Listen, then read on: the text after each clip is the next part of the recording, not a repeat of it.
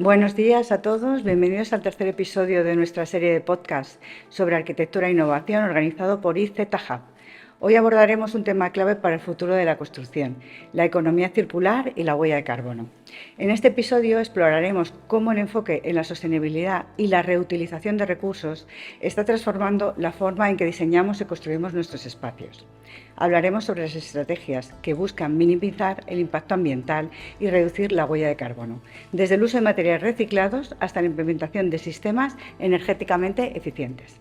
En esta ocasión son 4 expertos los que nos van a comentar y a compartir sus conocimientos y experiencias sobre la economía circular, cómo marca una diferencia real en la arquitectura. Si os parece, pasamos a presentaros cada uno de vosotros. Pues yo soy Yorgos Dragopoulos, soy director de estándares en Ecómetro. Ecómetro es una empresa, es una startup, una spin-off que se creó hace 4 años con el objetivo de desarrollar tecnología y consultoría de análisis de ciclo de vida para el sector de la edificación. En este sentido, hemos creado una herramienta de análisis de ciclo de vida que medimos el impacto que tiene la construcción de un edificio desde las materias primas hasta el transporte, hasta el uso del edificio y hasta el fin de vida, incidiendo así a la economía circular con toda la recolección y el reciclaje de los materiales después de la vida útil del edificio e intentando ver cómo podemos conseguir el menor impacto en cada una de las edificaciones. Creemos que esto es algo muy importante, tenemos que medir el impacto, o sea, hablamos de impacto, pero tenemos que medirlo para saber cuánto contaminamos y qué podemos hacer. Luego os iré haciendo preguntas para que profundicéis vale. más en el tema. Vale. Buenos días, yo soy Miguel Carpio, soy el responsable nacional de productos especiales de la división de hormigón de Holcim España. Holcim España, Holcim en general, el grupo Holcim es una multinacional, fabricante de cemento, mortero, hormigón y también, digamos, negocios paralelos o actividades paralelas como pues la prefabricación, la impermeabilización y otro tipo de soluciones constructivas. Como representante de la línea de hormigón de Holcim España, pues comentar que Holcim España lanzó en el año 2021 la gama de productos Ready-Mix, es decir, hormigones y morteros fabricados en planta con reducción de huella de CO2, la gama EcoPact, que esa gama pues está desarrollando soluciones constructivas con éxito en todo este trayecto que ya van dado, que ha lanzado una gama de productos también tanto en cemento como en hormigones denominados Ecocicle, que son productos con implementación de material reciclado en los mismos, que ese lanzamiento ha sido en el año 2024 y que estamos en la fase inicial de implementación de esa gama. Gracias. Víctor. Buenos días, mi nombre es Víctor Sansegundo, yo vengo de la empresa Aliaxis, que como empresa Aliaxis es una empresa que se dedica a la fabricación y comercialización de todo lo que son soluciones relacionadas con el ciclo integral del agua, ya sea en edificación, en industria, en riego, agricultura, es decir, en general, para todo. Y bueno, yo desde mi parte pertenezco al departamento de prescripción de la parte de edificación, aquí en la zona de Madrid y la zona norte de España también. Muy bien, Víctor. Y otro Víctor, por favor. Hola, buenos días a todos. Bueno, mi nombre es Víctor Borrás, soy el director comercial de NAF Industries en España. Es una de las 3 divisiones que tiene el grupo NAF, que es una de las principales empresas suministradoras de materiales de construcción del mundo. Y concretamente aquí represento a la división de Plastrónica o de soluciones plásticas, donde pues ofrecemos al sector de la construcción múltiples soluciones de aislamiento basadas en poliestirenos o en polipropilenos y soluciones combinadas para dar mejores viviendas mucho más eficientes, más sostenibles. Al margen, como han comentado mis compañeros, pues tenemos toda una serie de gama de productos de origen vegetal o de productos reciclados, ¿no?, que se reincorporan siguiendo, ¿no?, voy a decir la moda, de esta nueva tendencia de la economía circular, la cual a todos los fabricantes nos están empujando a dar estos nuevos desarrollos que la población y el ciudadano reclama. Muy bien, pues si os parece, vamos a empezar pues con dudas que tenemos sobre pues cómo estáis implementando todas estas nuevas ideas, ¿no? Entonces, yo quiero que respondáis según os parezca a vosotros. Yo os voy haciendo preguntas. ¿Cómo creéis que está influyendo la economía circular en la arquitectura actual y qué impacto directo está teniendo en la reducción de la huella de carbono en los proyectos constructivos? ¿Vais contestando como os venga mejor? Pues yo te contesto si quieres las dos, pero la primera, la economía circular actualmente en el campo, digamos, que trabajamos aquí los industriales que estamos presentes y el, digamos, técnico también, creo que está en una fase inicial, es decir, existe normativamente, hay un desarrollo muy bajo de regulaciones que faciliten que se desarrollen productos que permitan realmente incorporar lo viejo, ¿no?, para construir lo nuevo, que hay razones económicas además que hacen que pues, no sea tan competitiva como la digamos, ejecución con los materiales tradicionales, materiales naturales, pero que evidentemente la tendencia social sí es que empecemos a proyectar y a construir aprovechando los residuos o lo que no está siendo o lo que está siendo actualmente derivado hacia vertederos en los productos que vamos a ofrecer digamos, al mundo construcción. Y en cuanto a la parte huella CO2, mi impresión es que sí que hay una mayor implementación de lo que representa la evaluación de huella CO2 en los proyectos más recientes, que sí que hay un interés evidente en la parte industrial por ser eficaces en emisiones de cara a los compromisos que digamos, tienen contraídos los estados de la Comunidad Europea fundamentalmente para los próximos años, que harán que tengamos que ser muy eficaces y ofrezcamos realidades de producto con reducciones de huellas sin perder prestaciones. ¿Estáis de acuerdo? ¿Queréis aportar vuestro punto de vista? ¿Me permitís? Yo veo que en los últimos años, después de una década inicial desde 2010 hasta 2020, que se empezó a lo mejor a abordar primero la parte de la eficiencia energética con un avance lento al principio en las normativas, pero que a partir del Acuerdo de París ha habido una evolución de las normativas mucho más rápidas. Tanto para mejorar la eficiencia energética de los edificios como para mejorar, y a partir de 2020, si queréis, y con la pandemia de COVID por el medio, a mejorar todo el sector de la construcción, ¿no?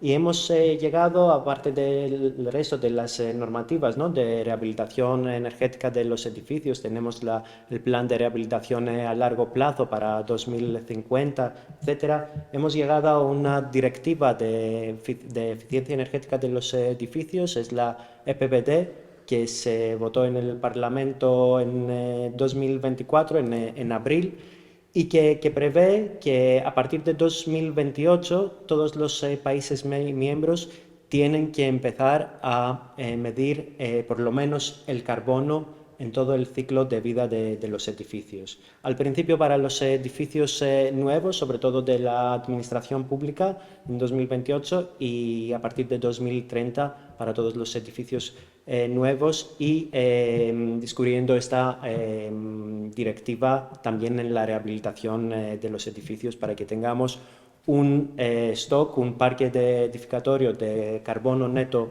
cero en 2050. Entonces, yo veo que estas dos cosas, la eficiencia energética, la incidencia sobre el cambio climático, la economía circular, no son dos partes que pueden ir solas, ¿no? O sea, veo que son dos partes que tienen que ir de la mano si queremos cambiar, y tenemos que cambiar el modelo si queremos no solo incidir sobre el cambio climático, sino también cambiar la manera que hacemos las cosas. Ahora mismo estamos en plena crisis climática, estamos debatiendo qué tenemos que hacer por no sobrepasar el 1,5 grados centígrados en comparación con los datos preindustriales, ¿no?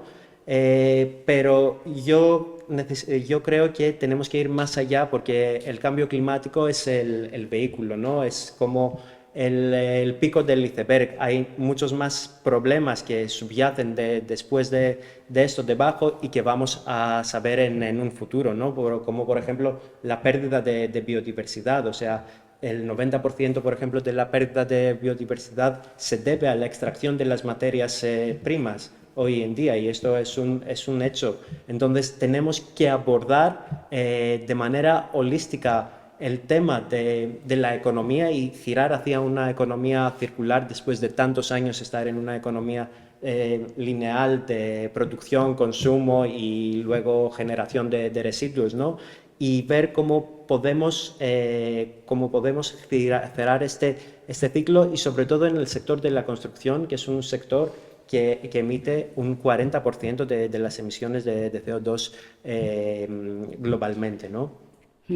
Desde vuestras empresas, ¿cómo lo veis? A ver, yo estoy de acuerdo con lo que han comentado mis compañeros. A mí me gustaría añadir que la economía circular como filosofía es muy positiva, porque al final lo que la humanidad necesita es que su entorno sea más habitable. Pero eso hay que hacerlo de una manera realista y acompasado con la industria y después con lo que demanda la sociedad, porque nos encontramos en una situación, sobre todo las empresas fabricantes, en una total dicotomía. Por un lado, tienes a la administración con una serie de planes donde nos está exigiendo pues cumplir una serie de normativas para productivamente ser mucho más eficientes. Curiosamente, la industria vive justamente de ser muy eficiente, porque nos basamos todos los días en lo que se llama un EBITDA, con lo que siempre tenemos que ajustar nuestros procesos productivos e intentar emitir lo menos posible, porque de ahí nosotros ganamos. Y eso es parte del leitmotiv de cualquier empresa. Y luego, la realidad es que tú implementas toda esa realidad. Por eso me ha gustado eso que ha dicho, que no simplemente es un problema de la sociedad. Tenemos que entender que toda esa filosofía es estupenda, pero luego hay que llevarla a la realidad.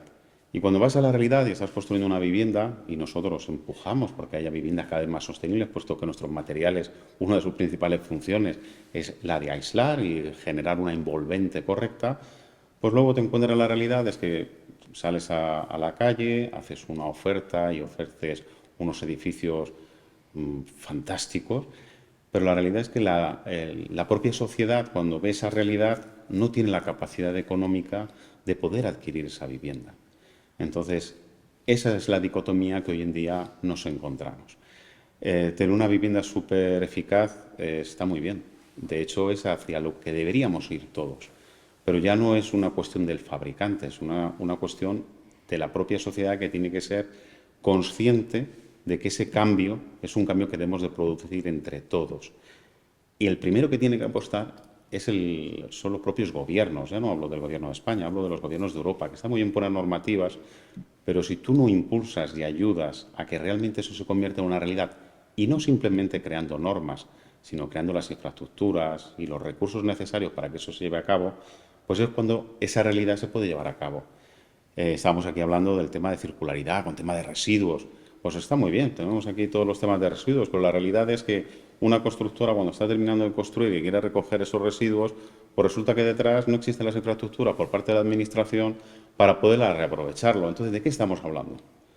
Y esa es la reflexión que, como perteneciente al sector industrial, pues yo quiero poner, de hecho, en otros debates siempre expongo lo mismo. Esto está muy bien. La industria está haciendo una inversión espectacular.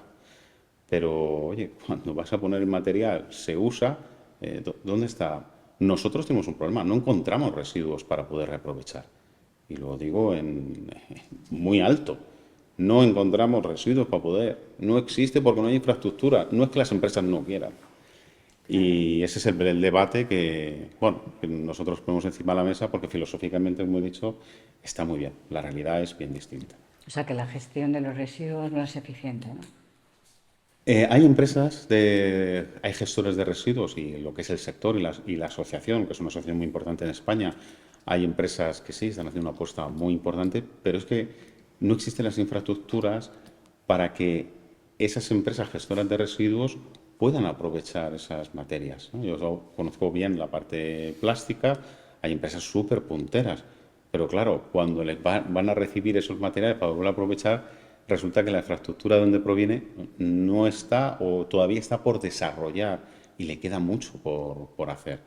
Y luego hay cambios que el plástico al cual pertenezco, ¿no? Es uno de los materiales más criticados. No, es plástico, el plástico. Sí, sí, pero la realidad es que si hoy no tuviésemos esta materia, que no es una, que son miles de materias, que es ahí la dificultad que tiene, pues hay que, entre todos, tenemos que establecer un sistema para poder identificar las distintas materias primas para hacer un mejor aprovechamiento. Pues eso, por ejemplo, todavía no se ha puesto nadie de acuerdo, no existen sistemas.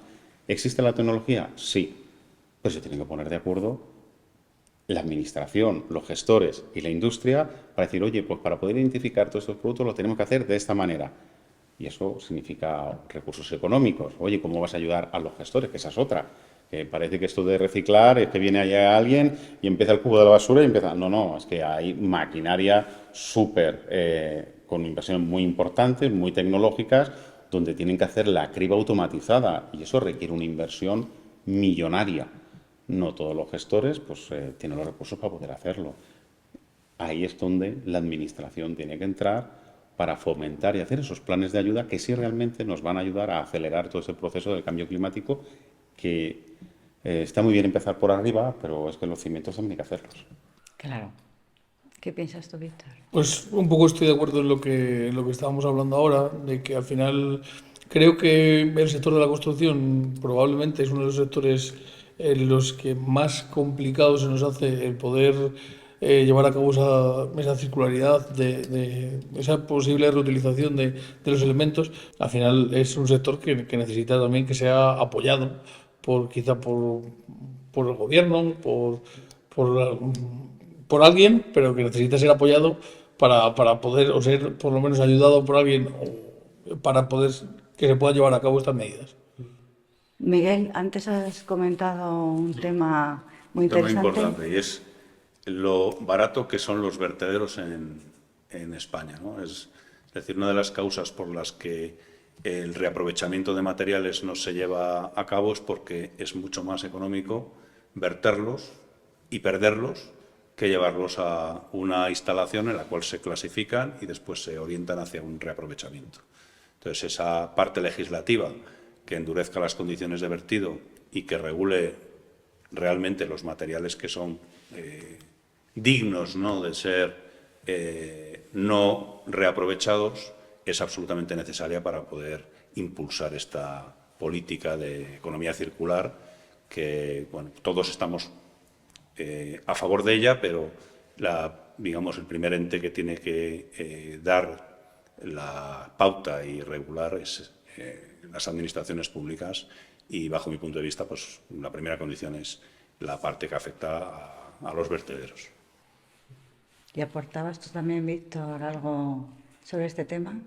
Sí, y continuando, que si bien es cierto, lo digo porque estamos criticando aquí la administración, ¿no? Pero al final es un tema de concienciación social también, ¿no? Y yo creo que las constructoras, y está mal, estamos aquí hablando dentro del entorno, ¿no?, del mundo de la edificación y la construcción, pero también hay que ser muy realistas. Hay un coste y una concienciación por parte de las constructoras donde tienen que tener claro de que hay que saber dividir y saber separar los restos, ¿vale?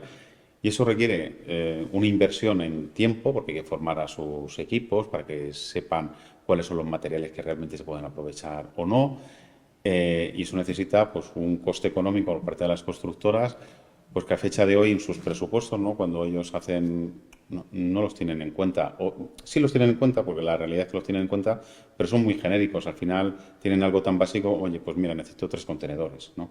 Pero no tienen en cuenta que a lo mejor hay que dedicarle, estoy exagerando, ¿no?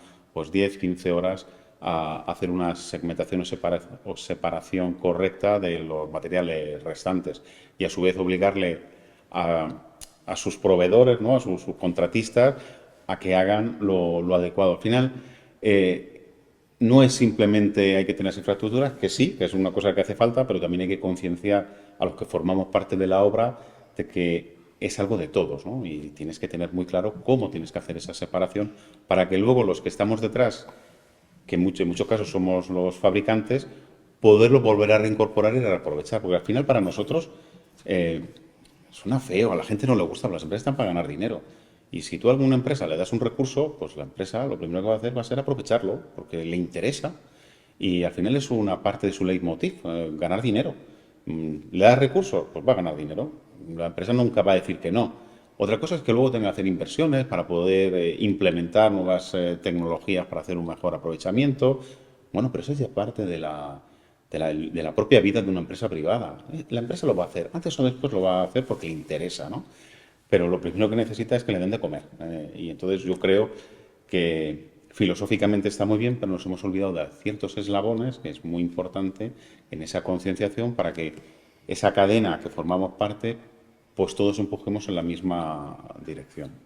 Creo que sí que hay una diferencia un poco entre los diversos escalones de esa cadena, desde los fabricantes hasta la propia constructora, hasta quien tiene que gestionar esos residuos posteriormente. Y es que al final es lo que decías. Yo creo que los fabricantes, por ejemplo, sí apostamos por ello y muchas veces, pero por el propio interés, porque en el fondo al final esto nos genera un ahorro de dinero. Yo, por ejemplo, desde mi punto de vista en Aliaxis tenemos un objetivo que es de residuo cero internamente en la empresa y estamos intentando también introducir el máximo posible de material reciclado en nuestros productos.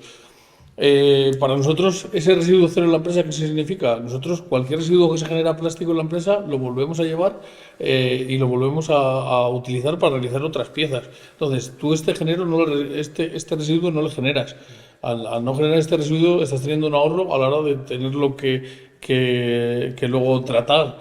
Pero es que además te está suponiendo un ahorro de material propio. Entonces, creo que los fabricantes sí que vemos ese beneficio y por eso creo que lo tenemos más interiorizado y lo tenemos parece más fácil para nosotros. Quizá esta parte pasa por ver que ese beneficio se traduzca también o se transforme también en las constructoras, que vean ese beneficio en lugar de ver solo los costes o que tengan algún tipo de beneficio, más que llegar solo a esos costes que lo supone a ellos poder llevar a cabo esa separación de los residuos, esa organización.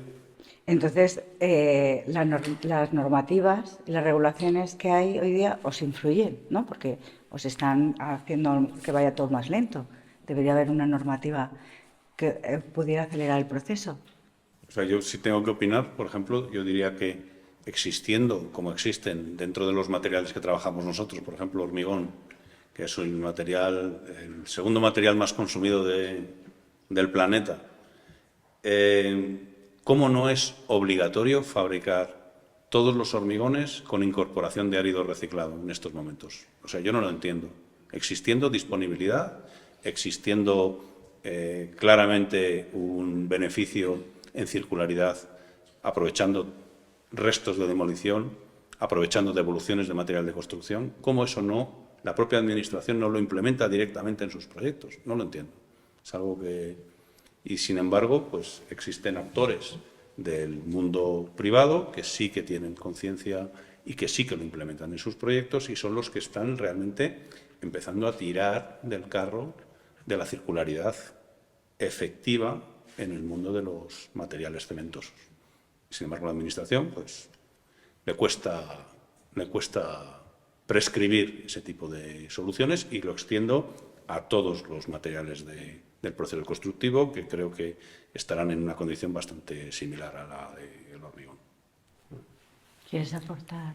Sí, yo lo que quería aportar básicamente es que hay un fallo de concepto. Estamos hablando todavía de residuos. A estas alturas no deberíamos hablar sobre residuos, sino sobre materiales. Y que solamente hayan materiales. Materias primas. Materias primas.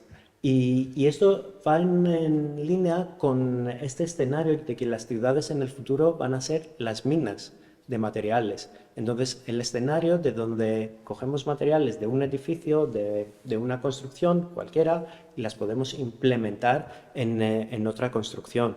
Y esto en un escenario de escasez de materiales que vosotros en Holcim lo conoceréis muy bien. O sea, las materias primas naturales para fabricar hormigón en la Comunidad de Madrid van a estar en peligro de extinción, pero en muy poco tiempo.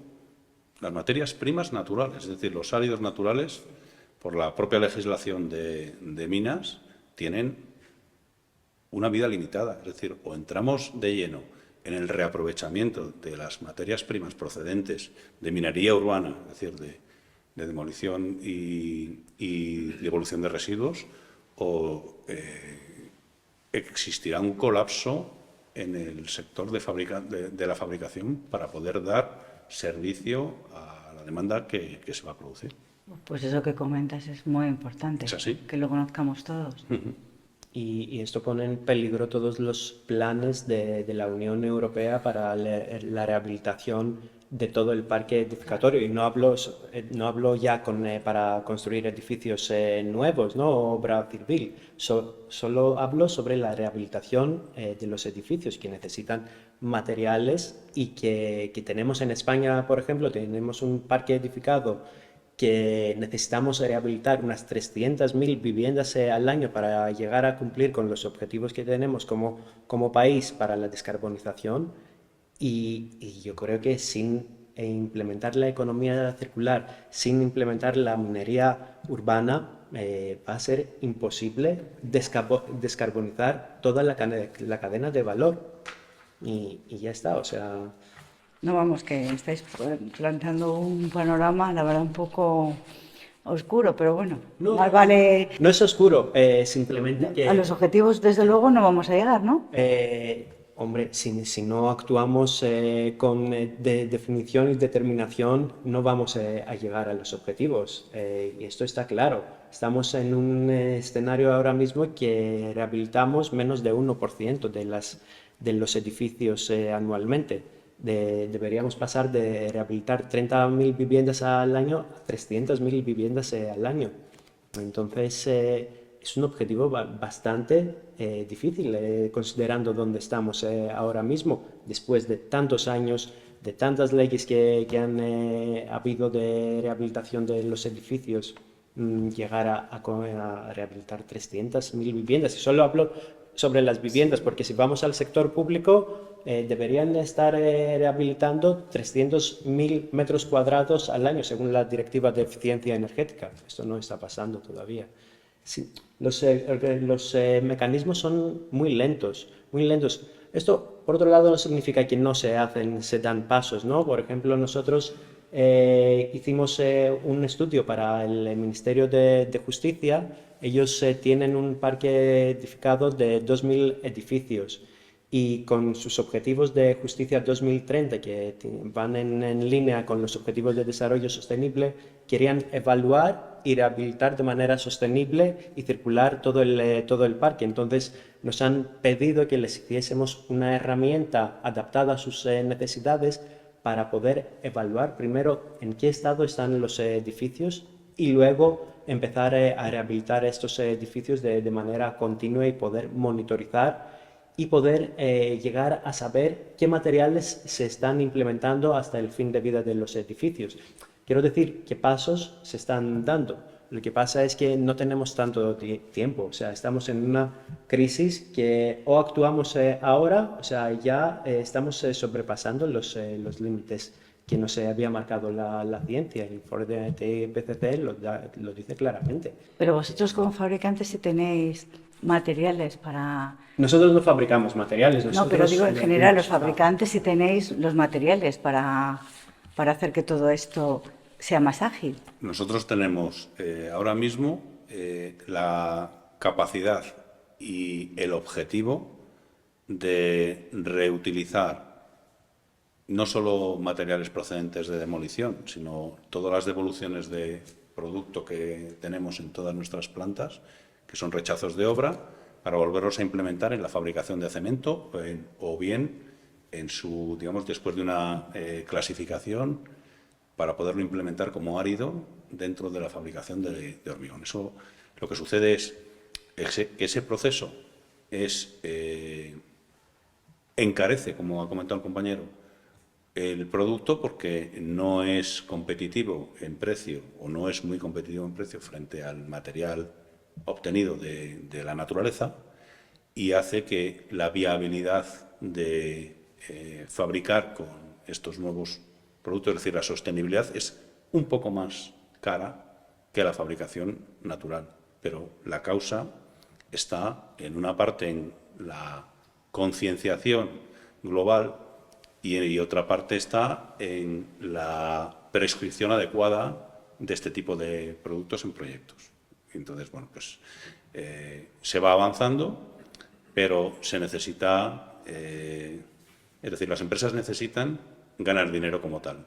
Para ganar dinero necesitan que ese extra margen se cubra dentro de los procesos de construcción, y si son considerados adecuadamente en los proyectos, pues evidentemente serán después soportados por los usuarios finales o los compradores finales de las construcciones. Y esa es la situación actual. Antes estabais comentando que la Administración no estaba poniendo recursos, ¿no? La estamos criticando. Bueno, que si la normativa es insuficiente, más bien. Bueno, yo creo que la normativa está, desde mi humilde punto de vista, está descompasada. De hecho, por ejemplo, pusieron esos fondos, los Next Generation, pero eso ha sido un caos. Han puesto tal condicionado que al final ponerlos a la práctica ha sido prácticamente imposible. Y claro, al dificultar mucho esas ayudas o esos fondos, ni tener organizado de una manera adecuada quién tenía que regular, le dejaron todo el peso a la Administración, y te das cuenta, y no los culpo, ¿no? Al final, la Administración tiene los recursos que tiene, forman lo que forman, y al final cuando tú tienes unos pliegos que son muy complicados, que es en el caso, o unas exigencias muy elevadas, donde te vas a dar cuenta por la propia idiosincrasia de nuestro país, y no nos podemos equivocar, al final, en los últimos años España ha evolucionado, es un país que teóricamente somos ricos, pero cuando empiezas a rascar te das cuenta de que no es así, ¿no? Al final, cuando... Al hilo de eso que estás diciendo, entonces, con respecto a los otros países, ¿cómo estamos nosotros en comparación con ellos? A ver, yo creo que a nivel europeo la problemática es similar, estamos la misma. Nos encontramos, como decía él, por un lado tienes el tema de materia prima reciclada, ¿vale? O reincorporada. Es mucho más cara porque requiere nuevos procesos, y es mucho más cara porque para poder aprovechar y que vuelva a tener las mismas prestaciones que antes, necesitan meterles unos nuevos procesos tecnológicos para recuperar. Siempre tienes unas mermas y esas las tienes que volver a regresar para productos secundarios. Y luego, por otro lado, te encuentras de que cuando vas al mercado, tú ya has hecho toda la inversión, el mercado te dice, ya, pero es que está muy bien, pero es que no puedo pagarlo, ¿no? Entonces, ahí es donde la Administración, se supone que los fondos Next Generation venían justamente para implementar ese diferencial, pero lo han hecho tan complicado que es imposible. Ahora mismo, lo ideal sería que esos fondos Next Generation, por ejemplo, ayudaran a mejorar la envolvente. Es tan complicado, y con eso voy a decir que me entendáis que no es una crítica, pues es mucho más sencillo pues empezar a poner aparatos de aire acondicionado, y lo digo que nosotros participamos de ello, porque es mucho más sencillo, y al final poner a los actores, por ejemplo, de una vivienda, un edificio vertical, ¿no? Donde a lo mejor hay, me invento, 30 familias, donde además pertenecen pues a una comunidad de bienes, y cuando tú vas a pedir unos fondos para esa comunidad de bienes, la dificultad más grande es que esos 30 van a sufrir ese préstamo, esa ayuda, y todos tienen que aprobarla. y todos tienen que estar de acuerdo y todos tienen que pagar la cuota que le corresponde, ¿no?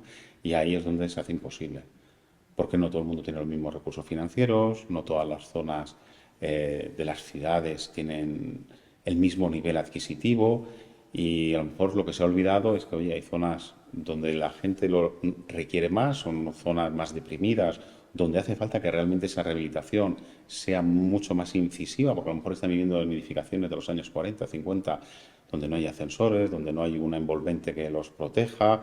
Y, oye, a lo mejor esos recursos, en vez de hacerlos en lo genérico, pues tendríamos de orientarlos pues, a ayudar toda esa, vamos a decir, mal llamada vivienda social, para facilitarles o mejorar esa calidad de vida que hasta ahora mismo pues no la tienen. Eso es ahí donde yo creo que la Administración tiene que ayudar y tiene que facilitar esas ayudas para reactivar y poner en marcha por lo que estamos haciendo el resto de empresas. Porque si no hay recursos, por mucho que digan que España es rica, no es cierto. Si España tiene estamos en 18.000 y pico, ¿vale? Pues si tenemos nuestros vecinos franceses que están en 10.000 más, es verdad que el nivel de vida allí es más caro, pero es que esos 10.000 euros te das cuenta. Y luego en España tenemos una edificación muy distinta al resto de Europa, que eso no nos podemos olvidar. En Europa la mayoría es una vivienda unifamiliar, donde arreglarlo y tal, al final es una inversión propia y es más fácil que uno tome esa decisión si tiene los fondos, pero cuando estás hablando de una edificación vertical, la decisión ya no la toma uno. Ya se tiene que poner de acuerdo 30 familias y aquí es donde la hemos liado. ¿Quieres aportar algo, Víctor? Nada, bueno, simplemente con lo que estábamos diciendo, pues es eso, al final entender que implementar estos materiales reciclados en lo que es en la cadena de fabricación tiene unos costes, esos materiales tienen que ser tratados. Y obviamente estos costes hacen que tenga un diferencial de precio. Entonces, claro, es lo que hablamos. Tenemos que estar dispuestos todo el mundo a apostar por esta economía circular que nos va a beneficiar a todos, pero hay que tener en cuenta que esos costes deben ser subsanados por alguna parte de la cadena. Si no... Luego hay una cosa también que induce, digamos, la bajada de precios, ¿no? Y es decir, que se cree realmente un mercado de competencia en productos fabricados con materiales recuperados o reciclados. Mientras existan actores puntuales que desarrollan exclusivamente esa nueva forma de producir, evidentemente el nivel de precio pues, se va a mantener en el que marquen esos actores, ¿no? Es muy sano que se generalice el empleo de materiales reciclados para crear un mercado competitivo que permita que el nivel de precio esté, digamos, próximo al de los materiales naturales. Eso es lo que decíamos antes, hay que aumentar el volumen y para aumentar el volumen pues tiene que crear las infraestructuras para esa recuperación. Hasta que no haya un circuito de logística inversa, ¿no? Que venga ese material a las industrias a las cuales pertenecemos, pues va a ser muy difícil porque no vamos a tener el volumen suficiente para que abaratar al final el producto que tenemos que sacar al mercado. Y es que esto es básico. De primero de economía. De primero de economía, es algo básico. Y justamente eso es lo que estamos empezando al final de toda la carrera, ¿no? Hemos hecho toda la norma, hemos hecho todo el paraguas, pero el cimiento, ¿dónde está? Es que no hay cimiento, esa es la realidad.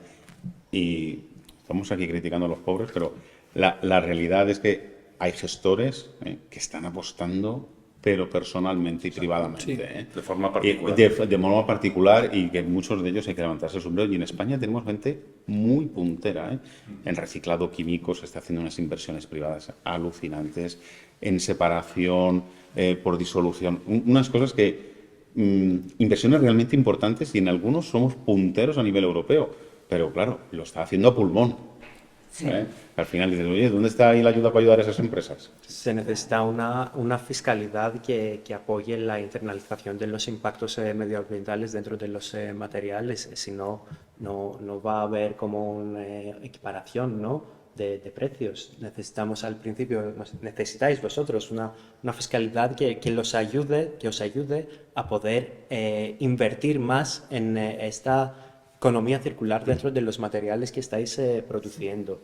Y nosotros, pues, por otro lado, que estamos colaborando con una empresa que está construyendo edificios, bueno, Holcim lo sabe bien porque nos apoya en esta construcción, edificios de co-housing y co-living con altos estándares ecológicos y altos estándares sociales.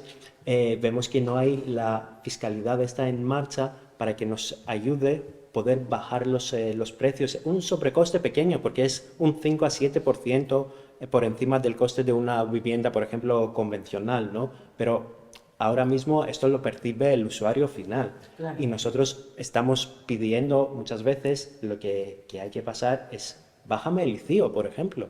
Bájame el ICIO en una construcción. Si hago viviendas de carbono cero, viviendas que están autoconsumiendo la energía y aportan la energía a la red, viviendas que no necesitan energía, casi no necesitan energía ni en invierno ni en verano. Bájame el ICIO. ¿Cómo quieres que yo siga apoyando este modelo si no, por parte del Estado, no me das la ayuda necesaria para poder penetrar el mercado y ser más competitivo? Y luego, cuando tenemos una masa crítica, vamos a ser competitivos, pero ahora es como el inicio de todo eso, ¿no? En la penetración en el mercado. Yo hago Es un otra tema, propuesta, que es... y os digo una cosa, es un tema que podemos estar hablándolo horas y horas porque hay tantísimas carencias por lo que veo, ¿no? En lo que estáis manifestando. O sea, hay pasos que son responsabilidad de las administraciones, que son necesarios para que el primer actor, que es el promotor inmobiliario, por ejemplo, tenga esa iniciativa dentro de su ADN, ¿no? Y puede ser, bájame, digamos, una parte impositiva, increméntame la edificabilidad, dame algunas opciones que me permitan subvencionar en estas primeras iniciativas el hecho de que mis materiales, bien volvente, tengan estándares altísimos de sostenibilidad. Tiene que haber algo para dar opción a que el que invierte en sostenibilidad tenga la posibilidad de no perder. Pues ya para finalizar, si os parece, y lo que estás diciendo, ¿no? Vamos a resumir cada uno en una frase. ¿Con qué os quedáis de todo esto? ¿O qué creéis que hay que cambiar? ¿O qué creéis que tenemos que hacer las empresas? Resumirlo en una frase o lo más corto que podáis. Yo creo que colaboración más profunda entre todos los actores y entendimiento de las necesidades que tenemos entre todos. Y poder empezar a medir el impacto para poder tomar medidas. O sea, colaborar y medir, por ejemplo, sería un poco en el resumen. Puede ser. Yo estoy con Giorgios y yo diría lo primero hay que regular conociendo cuáles son los valores reales de cada uno de los materiales que introducimos en el proceso constructivo para evaluar después cuáles son las ventajas o las condiciones de mejora que pueden tener quienes los fabrican o quienes los emplean o quienes finalmente los utilizan dentro de sus actividades promotoras.